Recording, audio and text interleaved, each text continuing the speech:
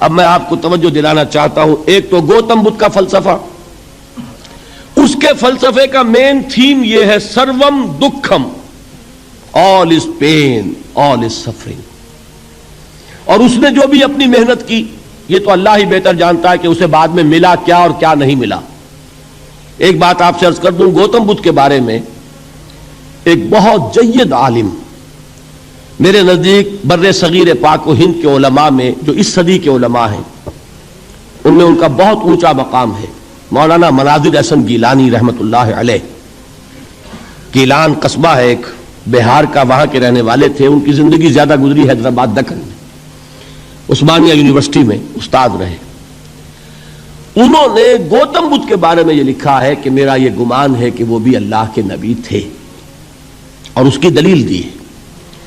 قرآن مجید میں ایک رسول کا ذکر آتا ہے ذوالکفل، اور یہ ذوالکفل وہ ہے جس کے بارے میں ہمیں کچھ پتہ نہیں. قرآن مجید میں بھی ایک جگہ ذکر آیا ہے. نمبر دو یہ کہ کسی حدیث میں اس کی کوئی ہمیں وضاحت نہیں ملتی، نہ حضور سے پوچھا گیا نہ حضور نے اس کی وضاحت فرمائی. اب یہ ذوالکفل ہے کون؟ تورات میں جو نبیوں کے نام آتے ہیں ان میں سے کسی نبی کا نام ذوالکفل کے آس پاس نہیں بنتا کہ یہ سمجھا جائے کہ یہ اس نام کی بگڑی ہوئی یا بدلی ہوئی شکل بن گئی ہے. تو انہوں نے جو کہا ہے وہ بات وزنی معلوم ہوتی ہے اس اعتبار سے کہ کپل وستو، کپل پے جو ہے وہ عربی میں ہے نہیں، وہ فے بنتی ہے. تو ذوالکفل کے معنی کفل والا، اور یہ کفل جو ہے کپل، کپل والا، جس کو ہم کہتے ہیں کپل وستو کا شہزادہ. تو انہوں نے یہ کہا ہے کہ گوتم بدھ کے بارے میں یہ خیال، یہ میں عرض کر دوں کہ اس کو ہم یقین سے نہیں کہہ سکتے، یہ ان کا گمان ہے، خیال ہے، واللہ عالم کہیں گے ہم، لیکن امکان ضرور موجود ہے. قرآن کہتا ہے وَلِكُلِّ قَوْمٍ ہاد، ہم نے ہر قوم میں ہادی بھیجے. وَإِن مِّن قَرْيَةٍ إِلَّا خَلَا فِيهَا نَذِيرٌ، کوئی بستی ایسی نہیں دنیا میں جس میں کوئی نہ کوئی خبردار کرنے والا نہ آیا ہو. تو یہ ممکن نہیں ہے کہ وہاں نبی نہ آئے ہوں، لیکن ان کی تعلیمات اتنی بدل گئی ہیں کہ ہم ان کو پہچان نہیں سکتے. حضرت مسیح علیہ السلام کی تعلیمات اگر عیسائیوں سے ہم سمجھیں تو کبھی بھی انہیں اللہ کا نبی نہیں مان سکتے. یہ تو قرآن مجید میں آ کر حضرت مسیح علیہ السلام کی اصل حقیقت ہمیں بتائی، ورنہ تو خدا کا بیٹا ثالث ثلاثہ ان کو کیسے ہم مانتے؟ لیکن یہ کہ قرآن نے بتایا. تو جان لیجئے ہو سکتا ہے کہ گوتم بدھ بھی اللہ کے نبی ہو، لیکن ہو سکتا ہے کہ درجے میں کہیں گے، یقین سے نہیں کہیں. بہرحال گوتم بدھ نے اس دکھ، رنج، صدمہ، غم جو انسان کا مقدر ہے اس کا مشاہدہ کیا، اور پھر تپسیائیں کی، علم حاصل کیا، رشیوں منوں کے پاس گیا. اس نے کوشش کی کہ معلوم ہو سیلویشن کا راستہ کون سا ہے، اس دکھ سے نجات پانے کی کوئی سبیل بھی ہے کہ نہیں، اس غم سے، اس نجات سے، اس اندوہ سے انسان کسی طریقے سے چھوٹ سکتا ہے یا نہیں. اسی کو سیلویشن کہتے ہیں انگریزی میں، اسی کو ہندی میں نروان کہتے ہیں، اسی کو عربی میں نجات کہتے ہیں. ان النجات معلقۃ بمجموع هذه الاشیاء. میں نے امام رازی رحمت اللہ علیہ کے الفاظ میں آپ کو وہ لفظ بتایا، نجات کی راہ. اچھا، جدید فلسفوں میں جن حضرات کو دلچسپی کی بات ہے انہی کے بارے میں یہ عرض کر رہا ہوں. جدید فلسفوں میں بھی ایک فلسفہ ہے وجودیت، ایگزسٹانشلزم. آپ نے نام سنا ہوگا سارترے، یہ فرینچ فلسفر. اور اس وقت دنیا میں جو نوجوان نسل ہے وہ بہت زیادہ متاثر ہوئی ہے سارترے کے فلسفے سے. کرکیگارڈ پرانے دور میں اور سارترے اس دور میں، ان کے فلسفے کا نام ہے وجودیت، ایگزسٹانشلزم. اس کا مرکزی خیال بھی یہی ہے، انسان کے لیے دکھ ہی دکھ ہے، صدمہ ہی صدمہ ہے، رنج ہی رنج ہے.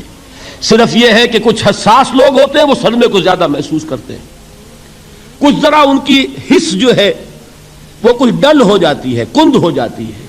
وہ جو غالب کا شعر میں نے آپ کو سنایا کہ مشکلیں اتنی پڑی مجھ پر کہ آسان ہو گئی، ورنہ یہ ہے کہ انسان سوچے تو دکھ ہے. اب یہ دکھ جو ہے اس سے نجات کا کوئی راستہ بھی ہے کہ نہیں، یہ کوسچن مارک ہے، جس کا جواب ہے تیسری آیت میں الا الذین آمنوا وعملوا الصالحات وتواصوا بالحق وتواصوا بالصبر. جو ایک نا امیدی کی کیفیت طاری ہوتی ہے، والعصر ان الانسان لفی خسر، زمانے کی قسم ہے تمام انسان برباد ہونے والے ہیں، تباہی میں ہیں، گھاٹے میں ہیں، ٹوٹے میں ہیں. اس سے جو ایک مایوس کن صورتحال سامنے آتی ہے، اس مایوسی سے نجات دلانے والی آیت ہے تیسری آیت۔ ایک راستہ ہے، یہ امید کی کرن ہے، تباہی سے بچ سکتے ہو، ابدی بربادی وہ بربادی۔ یہاں تو یہ ہے کہ ہم نے مشقتیں اٹھا لیں، فاقے جھیل لیے، تکلیفیں برداشت کر لیں، صدمے برداشت کر لیے، لیکن موت آئی، اس کا خاتمہ ہو گیا۔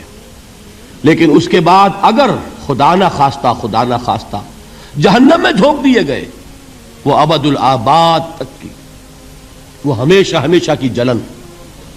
قرآن کہتا ہے کہ اگر ایک کھال جل جائے گی، جھلس جائے گی، اللہ اور کھال دے دے گا۔ دیکھیے یہ بھی جدید دور میں آپ کو معلوم ہوگا، بورس بکائی نے جو کتاب لکھی ہے دی فرینچ سرجن، اس نے ثابت کیا ہے کہ قرآن مجید نے جتنے نیچرل فینومینا کا حوالہ دیا ہے وہ بالکل سائنس کے مطابق ہے۔ آج ہمیں یہ معلوم ہے کہ حس جو ہے وہ صرف کھال میں ہوتی ہے، کھال حساس ہوتی ہے، کھال اتر جائے نیچے جو ہے گوشت جلے گا، آپ کو تکلیف نہیں ہوگی۔ معلوم قرآن نے کہا ہے کہ جب کھالیں ان کی جھلس جائیں گی، ہم نئی کھال دے دیں گے تاکہ وہ سوزش جو ہے، وہ جلن کا احساس برقرار رہے، وہ ختم ہونے نہ پائے۔ حالانکہ اس کی ضرورت نہیں ہے، اگر اندر کا گوشت بھی حس والا ہوتا تو پھر کھال دوبارہ عطا کرنے کی ضرورت نہیں ہے، گوشت جلے گا، اس سے بھی جلن کا اور سوزش کا احساس ہو جائے گا۔ لیکن قرآن کہتا ہے کہ نہیں، کلما نضجت جلودہم بدلنا لہم جلودا غیرہا، جب ان کی کھالیں جھلس جائیں گی، جل جائیں گی، ہم ان کی کھالیں بدل دیں گے تاکہ وہ سوزش برقرار رہے۔ ثم لا يموت فیہا ولا یحیا، پھر نہ وہ اس میں جی سکے گا نہ مر سکے گا، نہ زندوں میں ہوگا نہ مردوں میں ہوگا۔ موت کو پکارے گا، کاش کہ موت آ جائے جو مجھے اس مشقت سے اور مشکل سے چھٹکارا دلا دے۔